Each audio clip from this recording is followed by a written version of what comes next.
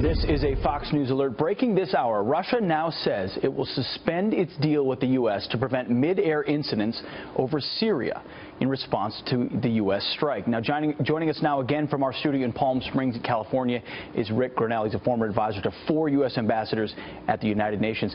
Rick, I got to get your reaction first to this development that Russia wants to suspend coordination over the skies of Syria, something that had been in place for a while, to deconflict and make sure nothing escalated. What do you make of this development? Look, I think they're starting to escalate this situation. They want to make it clear that they have interest inside Syria. So it's going to take diplomacy right now. Rex Tillerson is going to have to go directly to the Russians and try to detangle this. It's an opportunity for us. Everybody is recalculating what they wanted to happen inside Syria. Now that they see that President Trump has a credible threat of military action, they want to understand what comes next, and so what we need to do is have those conversations and really have a diplomatic push. I think what we have to do is take our NATO ally Turkey with us into those discussions with Russia and begin to push the Russians back to say, look, you all don't want to be here for very long. Let's decide what you need in order to all come together to Assad and get him to peacefully go.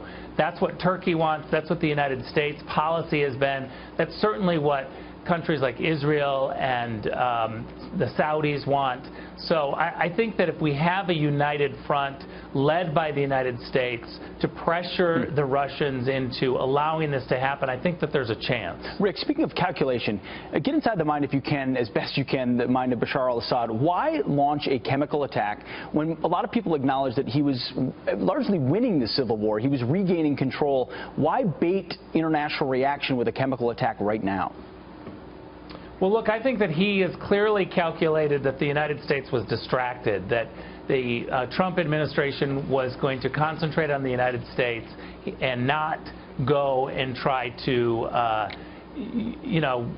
forcefully enforce the red line that should have been enforced under President Obama. So I think it was a miscalculation on his part, but time and time again, the Syrians, especially Bashar al-Assad, has miscalculated. You go all the way back to 2005. There have been many times where you thought that the Syrians would kind of read what was going on and surely they would get it, and they didn't. And I'm thinking with the Rafiq Hariri assassination and the UN investigation and pushing the Syrians out of Lebanon.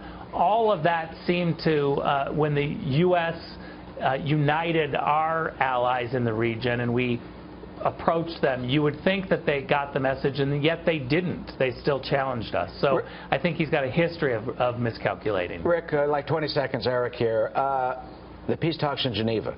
Do you think Assad stays? Does he go? Assad too for the Russian regime? What do you foresee? Well, I certainly want to see that meeting happen. I think that we now have a reinvigorated situation where everyone is going to come to the table and say, let's try to make this happen. I'd like to see Assad go peacefully, and I think that there's a chance if we can all get together and especially get the Russians on board. All right, we'll see. Well, the Russians are not on board at the moment, at least their public statements. We'll see how that continues.